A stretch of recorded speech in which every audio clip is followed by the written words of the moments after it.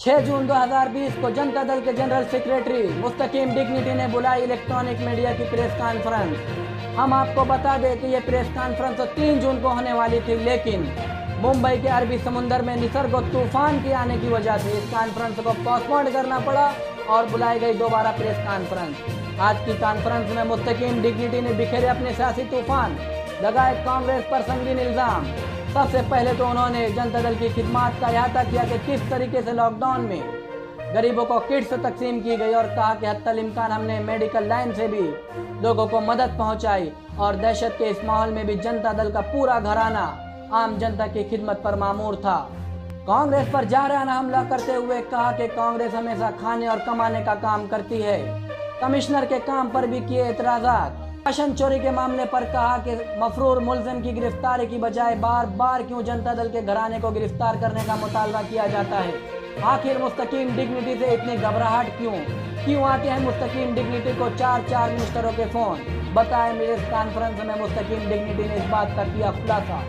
मुस्तकीम dignity ने कहा कि कांग्रेस की जानिब से राशन चोरी के मामले में मफरूर मुलजिमों की गिरफ्तारी का मुतालबा क्यों नहीं किया जाता, क्यों बार बार जनता दल के घराने के लोगों की गिरफ्तारी का मुतालबा किया जा रहा है जबकि उन पर कोई FIR नहीं है। मुस्तकीम डिग्निटी ने कहा कि निहाल साहब के घराने पर चोरी, गुंडागर्दी और गोली चलाने के कोई FIR नहीं है।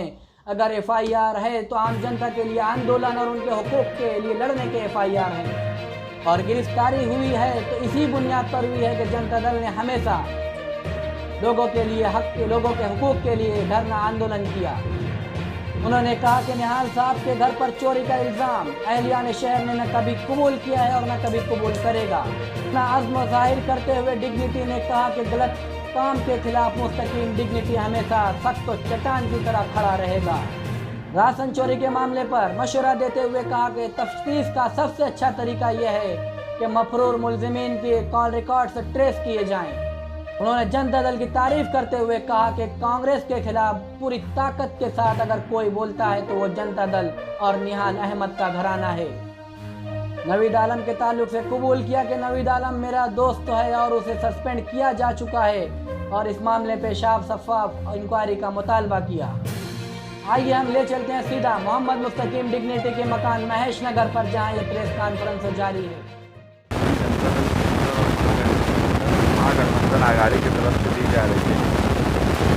पिछले 2.5 महीनों से हमारे मुल्क में लॉकडाउन का सिलसिला शुरू है, उसमें मालेगांव भी शामिल है। उस दरमियान मालेगांव और शहर के हालात बुरे और अच्छे दोनों तरह के हुए। जनता दल सेकुलर और महागठबंधन की सरपरस्त काफी साहब के साथ मिलकर कोरोना बीमारी के खिलाफ पूरी हुकूमत ने हमने जो भी काम काज किए जा सकते थे हमने पूरी ईमानदारी से किए।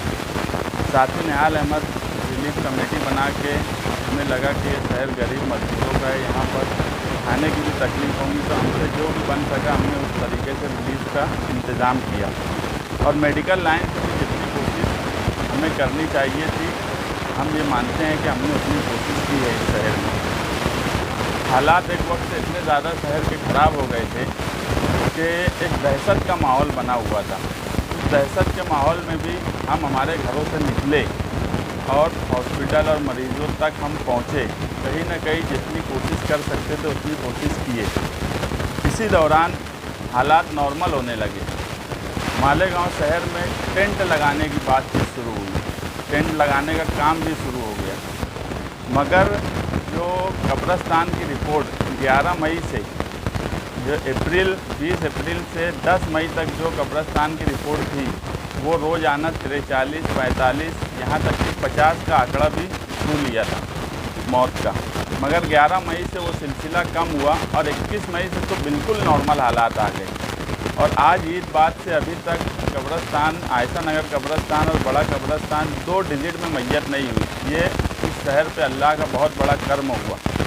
इसी को हम आगे बढ़ाते हुए कहीं ना कहीं टेंट की मुखालफत ज़बरदस्त तरीके से किए कि इस शहर में उसकी ज़रूरत नहीं है। कुछ लोग ये बोलने लगे हमको कि यार ये कारपोरेशन का पैसा नहीं है इसलिए उसको लगाने दिया जाए। इसी लफ्ज़ पे ये जुमला कमिश्नर का भी था मालेगांव महानगर पालिका के। इसी लफ्ज़ पे हमको लगा कि इसमें बड़ा करप्शन होने वाला है कि वो ये नहीं बोले। और कांग्रेस पार्टी भी ये बोली शुरू में कि टेंट जो है वो कारपोरेशन के पैसे से नहीं लगाया जाएगा। मेयर कांग्रेस पार्टी के कारपोरेटर रिलायबल ग्राउंड पर गए, वहाँ पर उनका दौरा करवाया गया और बड़ी ही ताकत और बड़े जोम में बोला गया कि यार हम यहाँ पे टेंट लगवा रहे हैं और ये शहर की भलाई के लिए है, जबकि ग्राउंड लेवल पे उनका काम काज नहीं था। इसलिए उनको समझा ही नहीं कि आगे के हालात क्या बनने वाले हैं और नीयत कहीं ना कहीं उसमें खाने कमाने की थी। उसके बाद जब शहर में एक माहौल बनने लगा तो बाद में उन्होंने भी उसकी मुखालफत शुरू कर दी। मगर ये बात बोलना कि पैसा कारपोरेशन का नहीं है, ये शेख रशीद साहब का भी जुमला था, ये कमिश्नर का भी जुमला था और ये जुमला ही ये साबित करता था कि इसमें बड़ी बदउनवानी होने वाली है। पैसा स्टेट गवर्नमेंट का हो, पैसा सेंट्रल गवर्नमेंट का हो, वो पैसा किसी भी मद में हो, पैसा अवामी है। वो अगर बिला वजह खर्च हो रहा है तो ये शहर के लिए अच्छा नहीं है, ना शहर से इसका मैसेज अच्छा गया होता। मगर हमने इतनी शिद्दत से मुखालफत की कि उसका काम रोक दिया गया और कहीं ना कहीं अब वो काम नहीं होगा, ऐसे हालात बन गए। मेरा बोलने का मतलब ये है कि उस बात को लेकर शहर में कई लीडरान के, सेंट्रल के भी और आउटर के भी पेट में मरोड़ हुआ कि मुस्तकीम ने वो काम क्यों रुकवाया। मेरे पास ऐसे भी लोग आए, मैं आज तक कई कमिश्नर को देखा, कभी कोई ठेकेदार आकर ये नहीं बोला कि यार तुम कमिश्नर से चल के बात कर लो। मेरे पास एक ठेकेदार आया, वो बोला कि यार कमिश्नर से चल के बात कर लो। इतना कमर्शियल कमिश्नर मैं पहली बार देख रहा हूँ मालेगांव में, जो बिल्कुल कमर्शियल है, बिल्कुल ठेकेदारों के साथ रहने वाला है। उसके बंगले पे अगर मैं 4 बार गया तो वहाँ मुझे 3 बार ठेकेदार लोग मिले, आउटर के भी और सेंट्रल के भी। अब वो किस तरह से शहर की भलाई करना चाहते ये हमारी समझ में नहीं आता, क्योंकि अगर वो शहर की भलाई उनकी नीयत होती कमिश्नर की तो हमने कई मरतबा बोला कि यार सरकारी हॉस्पिटल को कोविड हॉस्पिटल डिक्लेयर करो। अगर आज मरीज़ नहीं भी है वो बनेगा तो ये बाद में महामारी के बाद काम आएगा। और कहीं ना कहीं ये शहर की आवाज़ थी, मगर इस पर भी तवज्जो नहीं दी गई।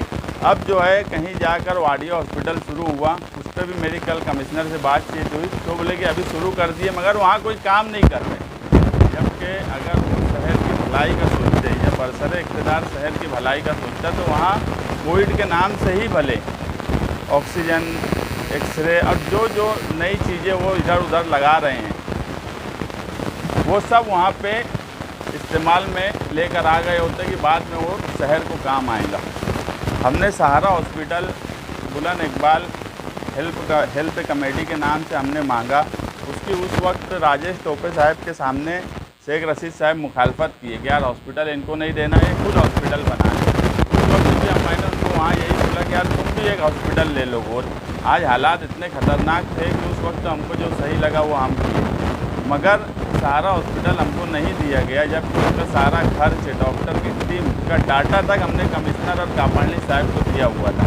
ये हमारा डॉक्टर का शेड्यूल है और पूरा खर्च हम करने वाले। हमने पूना में PPE किट और दूसरे जो भी मेडिसिन और इक्विपमेंट है उसकी बातचीत कर ली थी, मगर उसके बाद भी हमको हॉस्पिटल इसलिए नहीं दिया गया कि आज ऐसा बोला जाता है कि अगर वो हॉस्पिटल तुम चला लेते तो खर्च कहीं ना कहीं समझ में आ जाता है कि कितना हुआ। आज अभी कल इत्तेहाद टाइम्स में छपा, मैं भी कारपोरेशन से लेकर आया कि 2 करोड़ 21 लाख रुपया अभी तक खर्च किया नहीं गया है, ये रकम दी गई है और मेरी मालूमात में अभी 2.5 करोड़ का बिल आना बाकी है। ये कोरोना के नाम से 5 करोड़ लगभग, टेंट का भी मामला किनारे कर दी तो 5 करोड़ के ऊपर खर्च की इनकी तैयारी हो चुकी है। सहारा हॉस्पिटल को एडवांस 24 लाख रुपया दिया गया। आज कोई मुझे ये बता दे कि सहारा हॉस्पिटल को बनाने की ज़रूरत क्यों पड़ी। आज हमारे पास मंसूरा में बना हुआ सब इक्विपमेंट के साथ है, हमारे पास जीवन हॉस्पिटल बना हुआ है, हमारे पास high training centre Dilawar hall बना हुआ है जहाँ पे मरीज़ नहीं है। आज मालेगांव शहर की पोजीशन ऐसी है कि फारान हॉस्पिटल में 12 मरीज़ हैं और हज कमेटी में 9 मरीज़ है, टोटल 21 मरीज़ है। कल रात की ये पोजीशन है। उसके बाद 30 बेड का सहारा हॉस्पिटल जो कि मरीज़ नहीं होने की वजह से बंद कर दिया गया। आज उसकी ऐसी पोजीशन हो गई कि उसके ऊपर वो कॉम्प्लेक्स में 200 बेड के बनाने की ज़रूरत क्या है, जब तुम्हारे पास 30 बेड तुम चालू नहीं कर सकते। मेरा खुद ये मानना है कि ये बीमारी कोई ख़त्म नहीं हुई है। ये अभी जब तक इसका मुकम्मल कोई वैक्सीन या मुकम्मल इलाज नहीं आता ये इक्का दुक्का बीमारी चलती रहेंगी। कोई ना कोई एक हॉस्पिटल शहर में चाहिए। हम इससे पहले भी ये बोले कि सिविल हॉस्पिटल को कोविड डिक्लेयर करो। आज अगर आउटर में ही मरीज़ बढ़ रहे हैं, सिविल हॉस्पिटल वाहिद एक ऐसा हॉस्पिटल है जो दोनों हल्का इस्तेमाल कर सकता। बाकी मालेगांव में ऐसा कोई हॉस्पिटल नहीं है जो दोनों सेंटर और आउटर इस्तेमाल कर सके। लेकिन उसके बाद भी इसके इशारे पे आसिफ शेख इतनी चैलेंज से वो बात की मुखालफत किए और सिविल हॉस्पिटल नहीं चालू करने दिए। अब वो सारी बात सच्चाई के साथ सामने इस तरह आ रही है कि ये चाहते हैं कि सहारा हॉस्पिटल को साल भर 1.5 साल के लिए कोरोना के लिए फ़िक्स कर दिया जाए। और ये कांग्रेस पार्टी हर वक्त कोई ना कोई करप्शन की एक दुकान चलाती है, कभी वाटर गिरीज के नाम पे, कभी दूसरे के नाम पे। अब ऐसी महामारी की टाइम भी सहारा हॉस्पिटल कांग्रेस की एक दुकान शुरू होंगी जहाँ से हर हफ्ता उनको पैसा मिलेगा। वहाँ से बेड के नाम पे, मरीज़ के नाम पे वो पैसा लेते रहेंगे। मुझे एक बात बताओ, 4 सरकारी हॉस्पिटल होने के बाद एक सरकारी हॉस्पिटल को कोविड डिक्लेयर करके आज मरीज़ जब इतने नहीं है तो मामला धीरे धीरे उसी में चलना चाहिए। ये सहारा हॉस्पिटल को किराया देंगे, ये सहारा हॉस्पिटल में बेड के हिसाब से पैसा देंगे, ये सब कुछ सहारा हॉस्पिटल में करेंगे। और कांग्रेस अपनी दुकान 1-1.5 साल सहारा हॉस्पिटल के नाम से करप्शन की चलाने के चक्कर में लगी हुई है। हमारा सिर्फ हर वक्त अवामी मुफाद में कामकाज। मैंने तो ये भी बोला कि यार काम कोई ऐसा करो कि अगर तुम अवामी मुफाद में कुछ कर रहे हो और 2 पैसा इस महामारी में भी कमा लेंगे तो हम बोलेंगे चलो नज़रअंदाज कर दो। मगर अवामी मुफाद ज़ीरो। और ये सिर्फ पैसा कमाने का धंधा जो शुरू हुआ है, जिसकी हम सख्त मुखालफत हमेशा करते आए हैं और अभी भी करेंगे। इसी सिलसिले की एक कड़ी इस दरमियान ये हुई कि हैंडलूम ओनर्स कोऑपरेटिव सोसाइटी की दुकान नंबर 11 पर एक सेल्समैन नवीद आलम, वो मेरे साथ रहने ही वाला है, मेरा दोस्त है, वो उसमें ब्लैक मार्केटिंग करते हुए पकड़ा गया। हमने उसी दिन रात में, शाम में हैंडलूम ओनर्स कोऑपरेटिव सोसाइटी के सेक्रेटरी कमलाकर सूर्यवंशी ने उसी दिन मीटिंग बुलाई कुछ जिम्मेदारों की और उसे सस्पेंड किया।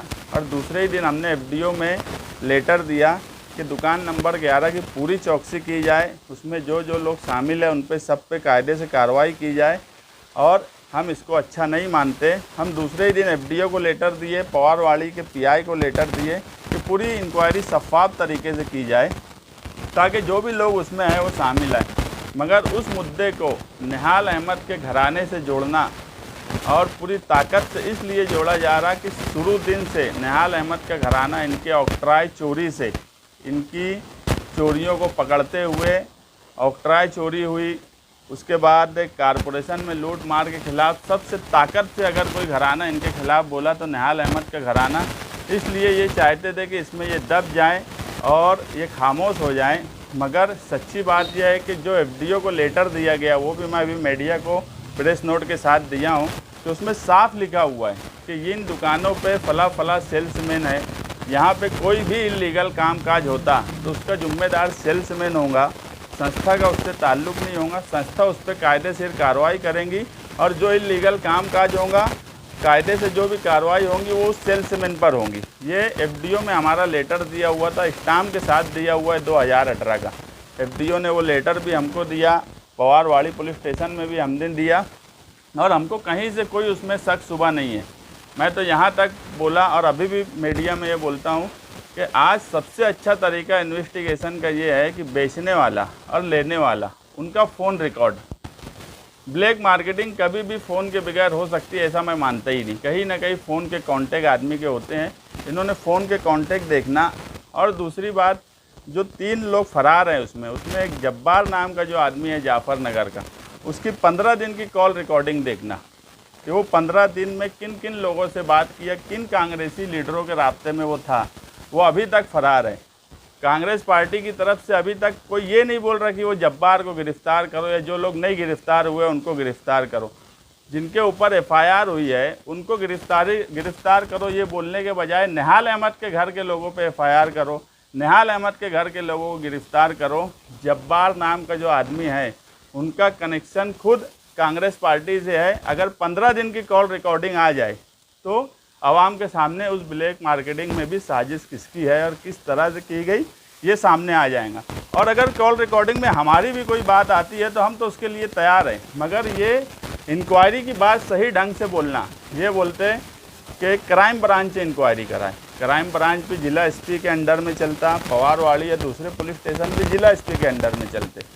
हम तो बोलते तुम सरकार में हो, सरकार में तुम्हारी पार्टी है, तुम अगर पुलिस इंक्वायरी पे भरोसा नहीं है तो तुम सीआईडी की इंक्वायरी की मांग करो, यार उस मामले में सीआईडी इंक्वायरी करे।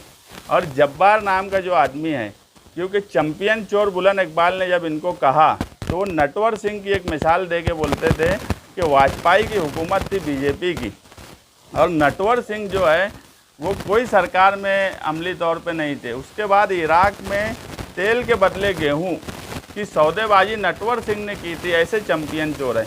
और मालेगांव कांग्रेस पार्टी भी इसी तरह की चैंपियन चोर है कि किसी की भी कोई बात हो, किसी का भी कुछ मामला हो, इनका हर हाल में उसके अंदर कुछ ना कुछ निकलता है। और ये राशन के मामले में भी अगर जब्बार की पूरी इंक्वायरी की गई तो कांग्रेस के लीडर उसके अंदर बातचीत में 100% मिलेंगे। और ये अभी तक जो फरार आरोपी है उनको गिरफ्तार करने के लिए क्यों दबाव नहीं बना रहे, जब इनको राशन की इतनी और मुस्तकिम डिग्निटी का तो इतना वो हो गया कि बाप बेटे दोनों को प्रेस कॉन्फ्रेंस लेने पड़ी एक ही मुद्दे पे। 4 मंत्री के फ़ोन चले डिपार्टमेंट में कि मुस्तकिम डिग्निटी पे गुना दाखिल करो। वो चेयरमैन है। मैं डिपार्टमेंट को भी ये बोला कि मैं चेयरमैन हूँ कि नहीं हूँ वो जाने दो, मेरी अगर कोई लिंक या मेरी कोई बात होती है तो जो कायदे से है वो कार्रवाई करो। तुम फ़ोन रिकॉर्ड निकालो, उससे समझ में आएगा कौन किसके राब्ते में था। और निहाल अहमद के घराने पे आज तक कोई चोरी की एफआईआर नहीं हुई, कोई लूट मार की एफआईआर नहीं हुई, कोई गुंडागर्दी की एफआईआर नहीं हुई, किसी के घर पे गोली चलाने की एफआईआर नहीं हुई। हाँ, निहाल अहमद के घराने पे अगर कोई गुना दाखिल हुआ तो लोगों के कामकाज, धरना, आंदोलन, तहरीक, इसी नाम से आज तक एफआईआर दाखिल हुई। ये जो है 1997 में जकात चोरी के नाम पे 2 गुना दाखिल हुआ शेख खलील पे। ये मजिस्ट्रेट के सामने ड्राइवर का बयान है कि उसने शेख खलील का माल लाया और ये गुना उस वक्त दाखिल हुआ 2 गुना। उसके बाद 2007 में उन्हीं के ख़ानदान के फ़र्द पे राकेल की कालाबाजारी का गुना दाखिल हुआ। जो ख़ानदान शुरू से ऑक्ट्राय चोरी, राकेल चोरी, ताखा चोरी और कारपोरेशन में लूट मार करते हुए आ रहे हैं, वो निहाल अहमद के घराने पे इल्ज़ाम लगाते कि उनके ऊपर चोरी का इल्ज़ाम, जो शहर कभी माना नहीं और ना कभी मानेगा। आज भी इनका इतना, अभी तक ये इतना दबाव बना रहे किसी भी तरीके से मुझ पर गुना दाखिल हो जाए, इसके लिए पूरी ताकत लगा दी गई। आज तक कोई इतने छोटे मामले में या कोई ऐसे मामले में 4 मंत्री के फ़ोन नहीं आए। डिपार्टमेंट की तरफ से बोला जा रहा है कि यार क्या मामला हो गया, तुम्हारा क्या है, और वो भी यही बोले यार वो तुमने टेंट की मुखालफत क्यों की है। माला यार वो तो हम निहाल साहब के साथ रहे, गलत के ख़िलाफ़ भी हमारा कुछ भी कर ले, हम चट्टान की तरह गलत के ख़िलाफ़ और चट्टान की तरह रहेंगे, इसमें कोई हमें शक शुबा नहीं है। और मैं कांग्रेस पार्टी से भी यही बात बोलूँगा कि वो कोरोना जैसी महामारी, जिसमें आज हमारे शहर के जो हालात बने, आज 1000 लोगों से ज़्यादा की मौत हो गई उस बीमारी के एतराफ़ में या दहशत में या उस बीमारी की वजह से। ऐसे हालात में कम से कम इनकी नीयत बदउनवानी और भ्रष्टाचार की नहीं होना चाहिए। इन्होंने ईमानदारी से इस वक्त काम करना चाहिए। बाकी तो ये 5 साल लूट मार करते हैं, हम बोलते हैं, मगर ये हालात ऐसे नहीं हैं जहाँ इस तरीके की लूट मार की।